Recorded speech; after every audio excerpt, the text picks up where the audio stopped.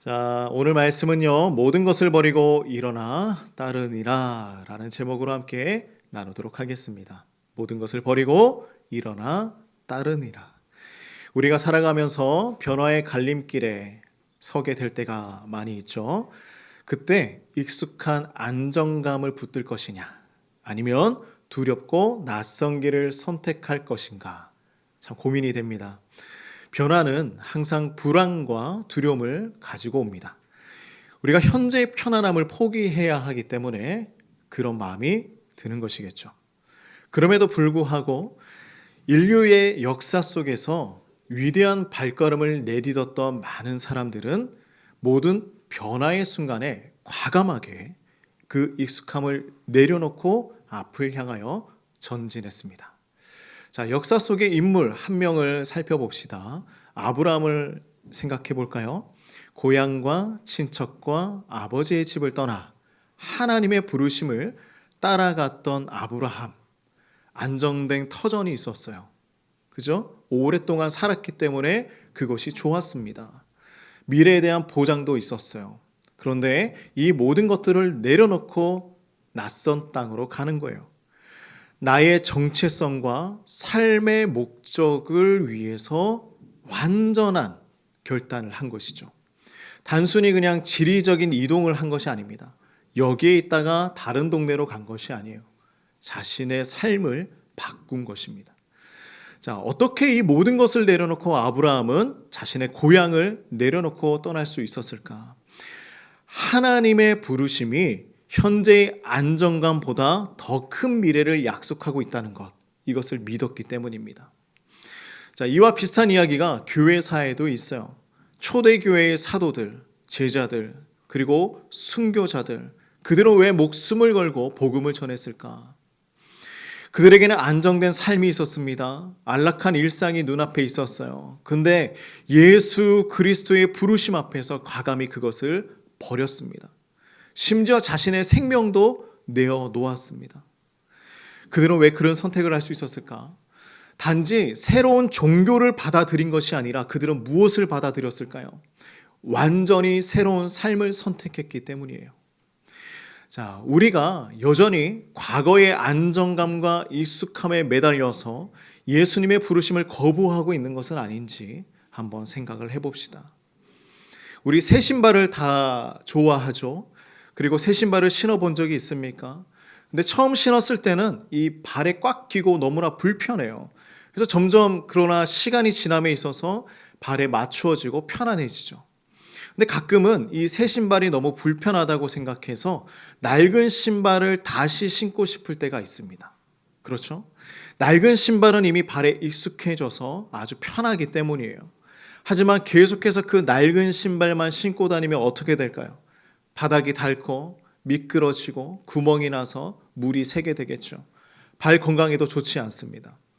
새 신발을 신어야 더 멀리 그리고 더 편안하게 걸어갈 수 있게 되겠죠. 그것은 익숙함과 안정감 때문이에요. 우리가 낡은 신발을 버리지 못하는 이유가 바로 여기에 있는 것입니다.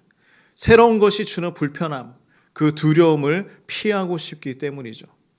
자, 오늘 설교 본문에 나오는 레위라는 사람도 편안하고 익숙한 삶을 살아가고 있었습니다. 우리 누가복음 5장 27절에서 28절 말씀, 두 절 말씀을 함께 읽어보겠습니다.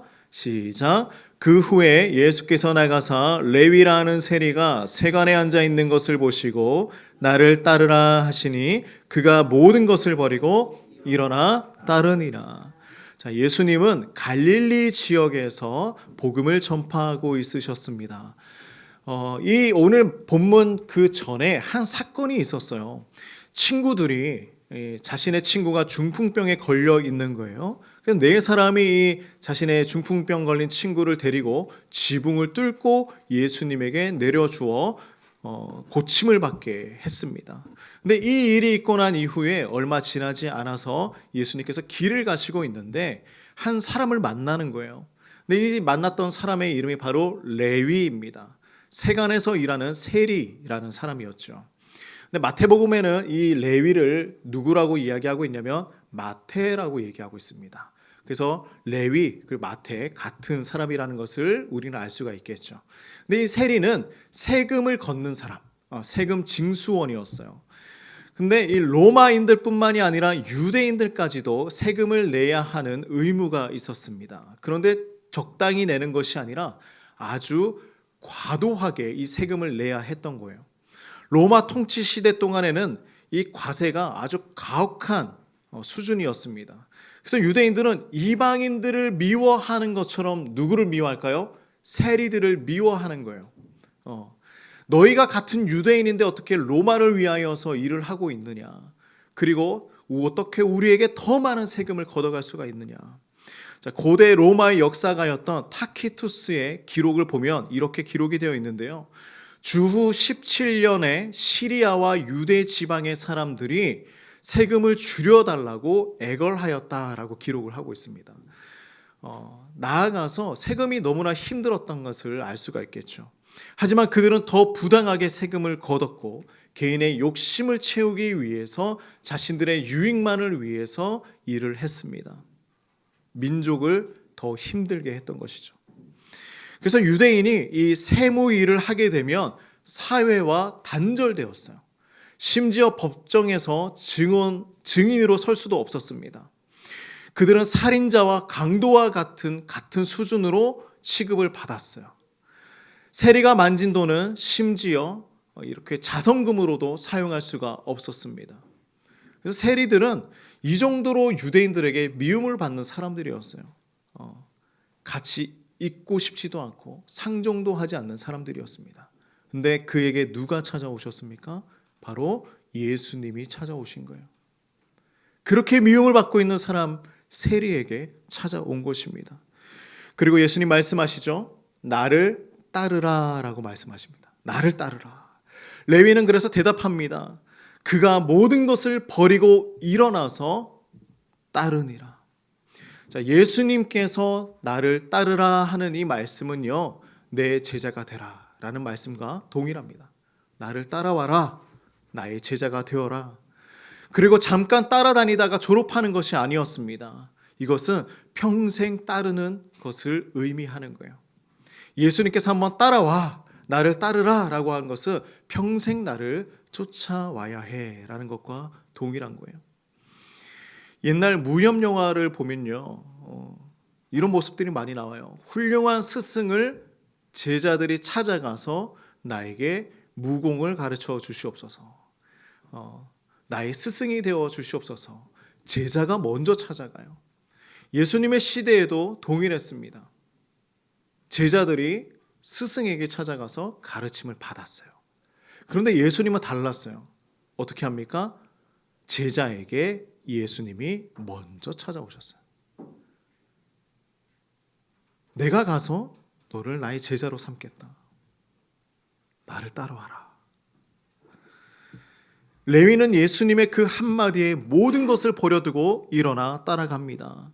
레위는 세리로서 아주 부유하고 안정된 삶을 포기했어요. 그죠? 많은 재정이 있었습니다.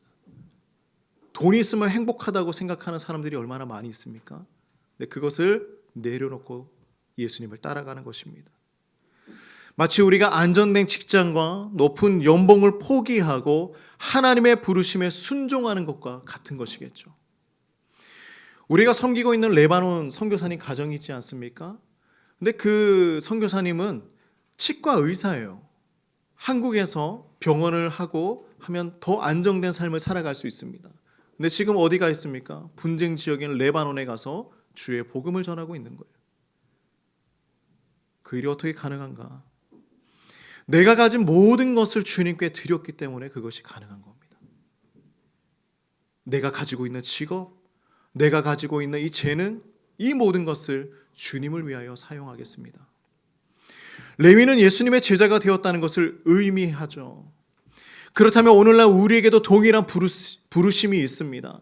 나를 따르라 라고 하는 그 예수님의 음성을 들을 때에 우리는 무엇을 내려놓아야 할까요? 레위처럼 우리는 무엇을 내려놓아야 하겠습니까?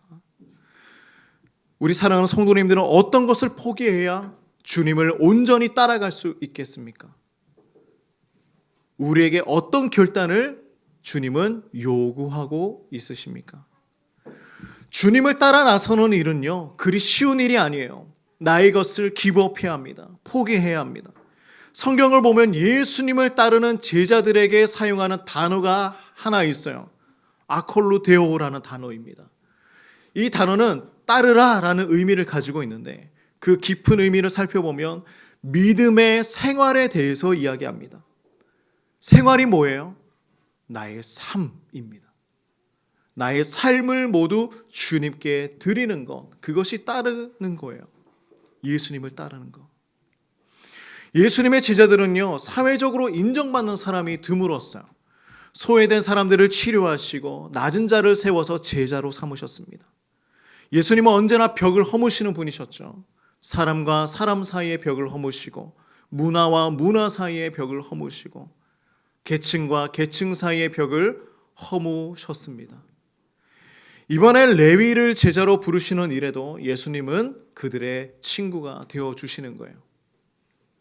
너희가 비록 세리이고 유대인들에게 미움받는 사람들이지만 내가 다가가겠다. 내가 가서 너의 친구가 되어주겠다. 레위는 나중에 무엇을 합니까? 마태라고 얘기했죠. 마태복음을 작성한 사람이 바로 이 레위입니다. 주님의 부르심에 순종하는 사람을 놀랍게 사용하시는 거예요. 레위는 예수님을 따르기로 결심하고 아주 큰 잔치를 열었습니다. 자, 29절 말씀을 같이 한번 읽어볼까요? 시작. 레위가 예수를 위하여 자기 집에서 큰 잔치를 하니 세리와 다른 사람이 많이 함께 앉아 있는지라. 자, 예수님을 위하여 잔치를 열었는데 거기에는요, 세리들이 있었어요. 그 세리의 동료들이 있었겠죠. 그리고 많은 사람들이 함께 있는데 이 사람들은 소외당하고 또 핍박받고 또 취급받지 못하는 아주 그런 사람들이었습니다. 그들이 함께 앉아 있는 거예요. 자, 이 모습을 지켜보고 있던 또 다른 사람들이 있었어요. 자, 30절 말씀을 읽어볼까요? 시작. 바리새인과 그들의 서기관들이 그 제자들을 비방하여 이르되 너희가 어찌하여 세리와 죄인과 함께 먹고 마시느냐. 자, 바리새인과 서기관들이 이 모습을 지켜보고 있었습니다. 제자들을 비방하죠. 세리와 죄인들이 거기에 앉아 있었다라는 거예요. 예수님의 제자들을 비방합니다. 근데 보면 이 바리새인과 세리들이 예수님을 비방하지는 못합니다. 그죠? 제자들을 향하여 비방해요. 예수님의 흠을 잡기 위해서 항상 감시하던 사람들이었어요. 근데 그 내용이 무엇입니까? 예수님과 제자들이 어떻게 세리와 죄인들과 함께 앉아서 밥을 먹고 있느냐라는 거예요. 자, 31절, 32절 같이 한번 읽어봅니다. 시작. 예수께서 대답하여 이르시되 건강한 자에게는 의사가 쓸데없고 병든 자에게라야 쓸데있나니 내가 의인을 부르러 온 것이 아니요 죄인을 불러 회개시키러 왔노라. 우리가 아픈 병에 걸렸을 때에 가장 빨리 낫는 방법이 있습니다. 그게 뭐냐면 의사 앞에 나아가서 정확히 어떤 병인지를 알고 그것을 나 스스로 인정하며 치료를 받는 거예요. 근데 어떤 사람들은요, 그것을 인정하지 않아요. 내가 지금 머리가 아픈데 안 아프다고 이야기합니다. 이가 다 썩어서 사용하지 못하게 되고 있는데 엄청나게 아픈데 치과에 가는 것이 두려워서 아프지 않다고 속여요. 괜찮아요. 나 버틸 수 있어요. 아프지 않습니다. 우리가 지금 영적으로 죽어가고 있는데 아니에요. 저 괜찮습니다. 저는 신앙생활 잘하고요. 도덕적으로도 율법적으로도 아주 잘 살고 있습니다. 저는 아무 문제 없어요. 이렇게 얘기하는 거예요. 그런데 우리는 예수님 앞에서 모두 아픈 자들입니다. 모두 죄인일 수밖에 없어요. 그래서 예수님 말씀하시는 거예요. 내가 의인을 부르러 온 것이 아니다. 죄인과 아프고 병든 자들을 불러 모아서 회개시키러 온 것이다.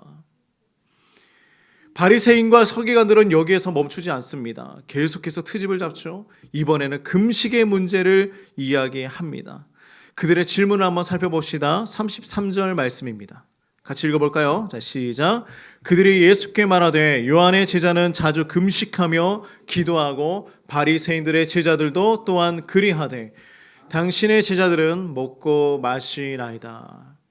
세례 요한의 제자들, 바리새인의 제자들은 자주 금식을 하는데 왜 예수님의 제자들은 금식하지 않습니까? 라고 이야기하는 거예요. 세례 요한의 제자들, 바리새인의 제자들. 자, 그런데 이들은요, 율법에는 속죄일에 행하는 금식만 규정되어 있습니다. 근데 이 바리새인들이 하나님에 대해서 그리고 이 말씀을 지키는 것에 대해서 열심히 있는 사람들이었어요. 대단하죠? 근데 그들이 무엇을 만들어내느냐? 일주일에 2번씩 금식합시다. 속죄일뿐만이 아니라 우리가 더 금식해야 되지 않겠습니까? 이것을 규례로 만든 것이죠. 그래서 이것을 행하지 않으면 이상한 사람들로 만드는 것입니다. 우리도 금식해야죠. 바리새인과 서기관들은 금식하고 기도하는 문제를 이야기합니다. 그런데 예수님은 지금 무엇을 대답하냐면 금식에 대해서만 말씀을 하시는데요. 34절, 35절 말씀을 함께 읽습니다. 시작. 예수께서 그들에게 이르시되 혼인집 손님들이 신랑과 함께 있을 때에 너희가 그 손님으로 금식할 수 있느냐? 그러나 그날에 이르러 그들이 신랑을 빼앗기리니 그날에는 금식할 것이니라. 자, 예수님은요, 바리새인들과 같은 금식은 적당하지 못하다라고 말씀을 하세요. 왜냐하면 금식해야 할 상황과 금식하지 않아야 할 상황이 있기 때문이죠. 한 가지 예로 결혼식에 대해서 말씀을 하십니다. 결혼식에 손님들이 신랑과 함께 있는데 금식할 수 있겠느냐? 지금 축제를 하고 있는데 아무것도 먹지 않겠느냐? 결혼잔치는 보통 7일 동안 진행이 되었습니다. 이 기간 동안 손님들로 하여금 금식을 하거나 힘든 노동을 시켜서는 안 되었어요. 모든 사람들이 기뻐하고 축하하는 자리에 금식을 하는 것은 맞지 않다라는 거예요. 그렇죠? 그러나 신랑을 빼앗기는 날, 그날은 다르다. 함께 슬퍼하고 함께 금식할 것이다. 예수님이 이 땅에 오셔서 함께 계실 때는요, 금식할 때가 아니라 기쁨과 축제를 해야 하는 때라 말씀을 하는 거예요. 그러나 예수님께서 십자가에 못 박히실 그때에는 금식하고 슬퍼하는 것이죠. 하지만 그것도 잠시다. 예수님의 부활로 인하여서 슬픔이 기쁨이 되는 그날이 오기 때문이죠. 우리는 슬퍼하는 자들이 아닙니다. 예수님으로 인하여서 기뻐하는 자들이 되어야 하는 것이겠죠. 모든 일에는 타이밍이 있어요. 무엇이든 과하며 탈이 날 수 있습니다. 금식을 해야 할 때가 있으면 축제를 해야 할 때도 있는 것이죠. 이것이 삶의 균형이고 신앙의 균형인 것이죠. 그래서 예수님은 다음 2가지 내용으로 이 모든 내용들을 정리해 주십니다. 자, 36절, 37절 읽어보겠습니다. 시작. 또 비유하여 이르시되 새 옷에서 한 조각을 찢어 낡은 옷에 붙이는 자가 없나니 만일 그렇게 하면 새 옷을 찢을 뿐이요 또 새 옷에서 찢는 조각이 낡은 것에 어울리지 아니하리라. 새 포도주를 낡은 가죽 부대에 넣는 자가 없나니 만일 그렇게 하면 새 포도주가 부대를 터뜨려 포도주가 쏟아지고 부대도 못 쓰게 되리라. 무슨 이야기입니까? 아직도 구약의 형식이 남아있으면 예수님께서 주시는 그 새 시대, 새 은혜를 경험할 수 없다라고 말씀을 하고 있는 거예요. 옛 율법은 낡은 옷과 같습니다. 예수님의 복음은 새 옷에서 찢어낸 그 조각과 같은 것입니다.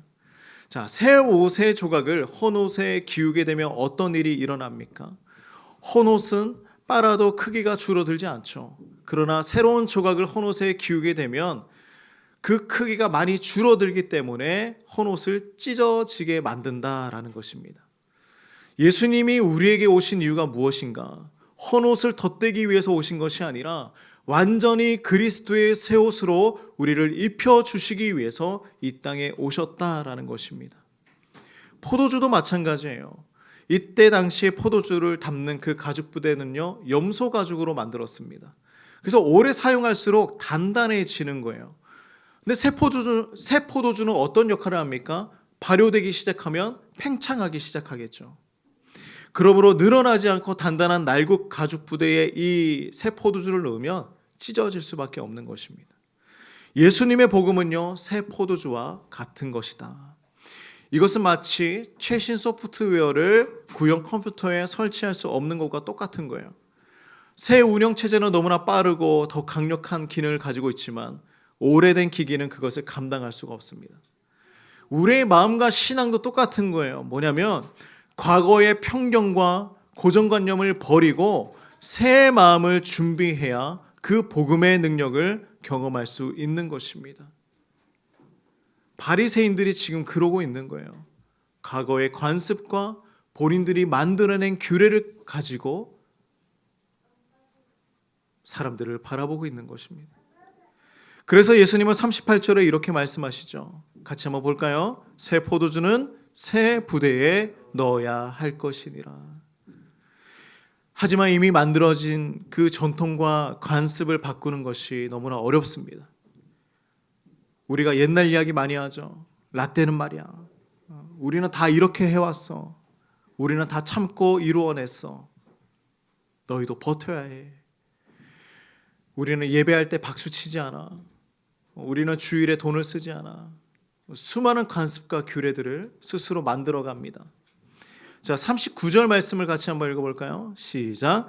묵은 포도주를 마시고 새 것을 원하는 자가 없나니 이는 묵은 것이 좋다 함이니라. 묵은 것을 좋아하는 사람들이 참 많습니다. 우리 생각해 봅시다. 구간이 명관이다 그러죠? 구간이 명관입니까? 그럴 때가 많이 있습니다. 그러나 예수님의 그 복음 앞에서는 신관이 명관입니다. 예수님의 복음이 명관이 되는 것입니다. 익숙한 것도 좋아요. 하지만 주님의 말씀 앞에서는 언제나 영적인 민감함을 가지고 살아가야 하는 것입니다. 예수님은 오늘도 우리에게 말씀하는 거예요. 나를 따르라. 레위가 모든 것을 버리고 일어났던 그 순간을 우리 살펴봐야 합니다. 예수님께서 나를 따르라 할 때에 우리는 무엇을 하겠습니까? 무엇을 결단할 수 있겠습니까? 지금 이 자리에서 주님의 부르심에 응답할 수 있으십니까? 나를 따르라 하는 예수님의 그 부르심에 응답하며 모든 것을 내려놓고 예수님을 향하여 갈 수 있으십니까? 우리의 마음에 남아있는 낡은 부대를 내려놓고 새 포도주를 담을 그 새 부대를 준비하는 저와 여러분이 되시기를 간절히 소망합니다. 우리의 마음이 새롭게 되어야 합니다. 예수님을 향하여 모든 것을 내려놓고 따라갈 수 있는 그 믿음이 우리 가운데 있어야 하는 것입니다. 우리 한 주간 살아가시면서 주의 복음 따라서 우리 잘 걸어가시기를 간절히 소망합니다. 우리 같이 기도하며 나갈까요? 이렇게 기도합시다.